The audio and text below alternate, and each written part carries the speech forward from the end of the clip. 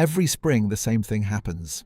Garden centres fill up with hundreds of perennial flowers, all of them labelled low maintenance, all of them promising to come back year after year, and most gardeners, including experienced ones, have no idea which ones actually will. I went through years of independent plant trial data, university extension research, and documented gardener results across the US, UK, Canada, and Australia.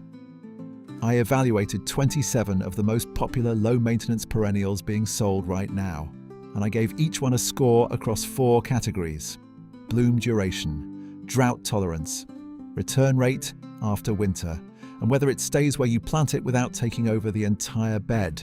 Out of 27 perennial flowers tested against those 4 criteria, only 13 passed. This is a video about those 13, the ones that are actually worth buying. The ones that will give you a low-maintenance garden that comes back every year without asking much from you. If you're new here, subscribe. We put out new videos every week covering the best perennials and low-maintenance plants for real gardens. And we reply to every single comment. Before we get into the list, tell me in the comments, what's the one perennial you bought that completely let you down? I want to know. We reply to every comment. Number 4 on this list is the one most people walk right past at the nursery. It might be the most consistent performer I've found in the entire dataset. Keep watching. Let's start with number 1. Number 1, Coneflower Echinacea topped nearly every trial garden dataset reviewed, including evaluations from the Chicago Botanic Garden and Mount Cuba Center. It blooms from early summer through late August, survives extended drought once established, returns reliably for 10 years or more, and self-seeds modestly without becoming invasive. If there is one perennial flower that earns a perfect score across all 4 criteria in most US and UK garden conditions, this is it.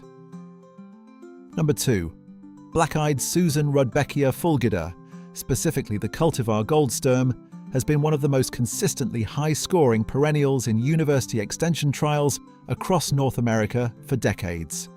It blooms for 8 to 10 weeks, tolerates dry summers without irrigation, returns without fail after hard winters, and spreads gently by clump division rather than aggressive seeding. The Royal Horticultural Society awarded it the Award of Garden Merit, which it has held since 1993. Number 3. Salvia nemorosa. Woodland Sage is one of the most underappreciated perennial flowers in mainstream garden centers. Trial data from the University of Minnesota Extension and Penn State Extension consistently shows it performing well through Zone 4 winters, blooming from May through frost if deadheaded once mid-season, and requiring almost no supplemental water after the first year. It does not spread aggressively. In the UK, it is a top performer in clay soils where other perennials struggle. Number 4. Catmint. This is the one most people walk past at the nursery. Catmint does not look dramatic in a 4-inch pot on a garden centre shelf, but in independent trials and in documented results from real gardens across the US, UK, Canada, and Australia, it consistently outperforms far more expensive plants. It blooms twice per season, spring and again in late summer after a single cutback. It handles full drought once established.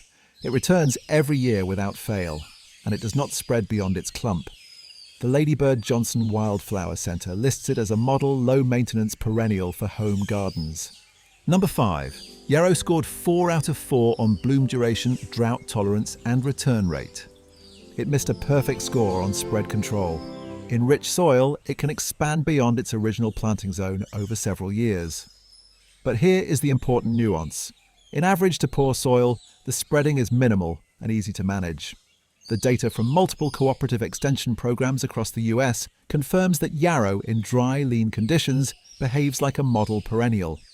It is one of the longest blooming flowers in this entire evaluation, up to 14 weeks of continuous colour with deadheading. Number 6. Russian Sage. Russian Sage scored perfectly on drought tolerance and return rate. It is one of the most drought-hardy perennials in this entire dataset. It lost a point on bloom duration in the northern zones where the season is shorter, but in zones 6 through 9 it blooms from midsummer through October. The silvery stems add winter structure even after the flowers are gone, which is a quality almost no other perennial on this list offers. The Royal Horticultural Society Award of Garden Merit confirms its performance across diverse climate conditions. Number 7. Liatris spicata. Liatris scored 4 out of 4 on every criterion except one. Bloom duration is short, typically 3 to 4 weeks in midsummer, but that short bloom period is so visually intense and so reliably pollinator attracting that trial garden evaluators consistently rank it as a high-value addition despite the brief window. Mount Cuba Centre specifically highlighted its performance in naturalistic perennial plantings. It returns from corms every year without fail and does not spread beyond its planting area. Quick pause before we get into the next group. If this kind of research is useful to you, the kind that actually compares plants against real criteria instead of just listing pretty pictures, subscribe. New videos every week. And drop a comment telling me which plant on this list surprised you most. We read and reply to every single one. Number 8. Heuchera. Heuchera is one of the few perennials that scores equally well in ground planting and container gardening evaluations. Its foliage, which ranges from deep burgundy to lime green to silver, provides year-round colour and structure even when not in bloom.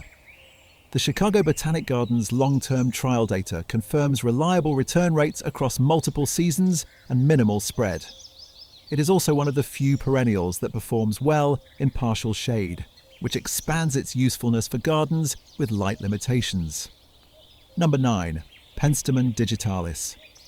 Penstemon digitalis is one of the most underrepresented plants in mainstream garden centres and one of the highest scorers in native plant trial data. The Ladybird Johnson Wildflower Centre evaluations show reliable return rates through Zone 3 winters, strong drought tolerance after establishment, and bloom periods of 6 to 8 weeks in late spring. It lost 1 point in container evaluations specifically. It prefers root depth, but in ground planting, it is a near-perfect plant for low-maintenance gardens. Number 10. Creeping Phlox. Creeping Phlox scored 4 out of 4 across all criteria and stands out specifically for its ability to thrive in shallow containers, rock gardens, and slope planting where most perennials fail. Its spring bloom is one of the most saturated displays of any low-growing perennial, solid carpets of pink, white, or lavender, and it returns reliably for 20 years or more in documented garden evaluations. Penn State Extension lists it as a model plant for low-maintenance landscape design. Number 11. Baptisia australis. Baptisia australis is a perennial that takes 3 years to reach full size, and then stays for a lifetime. Multiple trial garden evaluations, including long-term data from Mount Cuba Centre, confirm that established Baptisia plants have been documented thriving in the same location for 30 to 40 years without division, supplemental irrigation, or pest intervention. It blooms in late spring with deep blue-purple lupine-like flowers, develops attractive seed pods that persist into winter, and builds an enormous root system that makes it completely self-sufficient once mature. It does not spread. Number 12. Add shout, Agastache. Agastache did not top the scoring table, but it earned its place on this list for a specific reason. Of all 27 perennials evaluated, it consistently attracted the widest range of pollinators, bees, butterflies, and hummingbirds simultaneously, according to documented wildlife garden trials. It blooms from midsummer through frost, handles heat and drought once established, and reseeds itself modestly to fill gaps in the garden. In Zones 5 and 6, winter return rates are variable, which cost it 1 point, but in Zones 7 through 9 it is fully reliable. Number 13. Sedum autumn. Joy Sedum is the only plant in this evaluation that provides strong visual interest across all 4 seasons. Emerging succulent foliage in spring, flat-top flower buds in summer, deep rose-pink blooms from August through October, and rust-coloured seed heads that persist through winter. The Chicago Botanic Garden has included it in long-term performance trials consistently since the 1990s. It handles drought, clay soil, and full sun without complaint. It does not spread, and it returns every year for decades. Now, a quick word on the 14 that didn't make it through the scoring system. This is not a list of bad plants. Several of them are beautiful, A few of them are genuinely popular, but when evaluated against those 4 specific criteria – bloom duration, drought tolerance, return rate, and spread control – they had consistent weaknesses that made them poor choices for a low-maintenance perennial garden. The most common failure point was spread control. Several highly marketed perennials, plants you will see prominently displayed at any large garden centre, had documented records of spreading aggressively beyond their original planting zone. That is not a minor inconvenience. Once an aggressive spreader is established, removing it is a multi-season project. The second most common failure was return rate. Some plants marketed as perennials behave more like short-lived ones in practice, surviving 1 or 2 seasons and then quietly disappearing. If you are building a low-maintenance garden, replanting the same spot every 2 years is the opposite of what you signed up for. The criteria exist for a reason. 13 plants passed. Those are the 13 worth your money and your garden space. 13 perennials. 4 criteria. Years of trial garden data.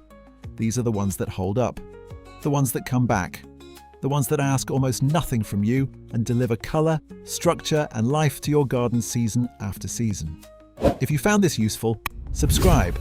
We publish new videos every week on the best perennial flowers, low-maintenance garden plants, and smarter ways to build a garden that works for you instead of the other way around.